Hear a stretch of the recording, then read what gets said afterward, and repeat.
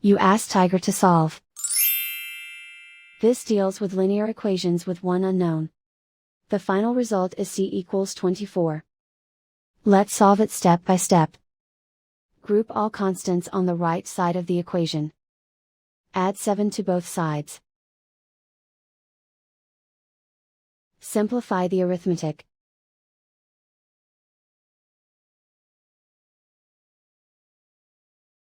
Isolate the m.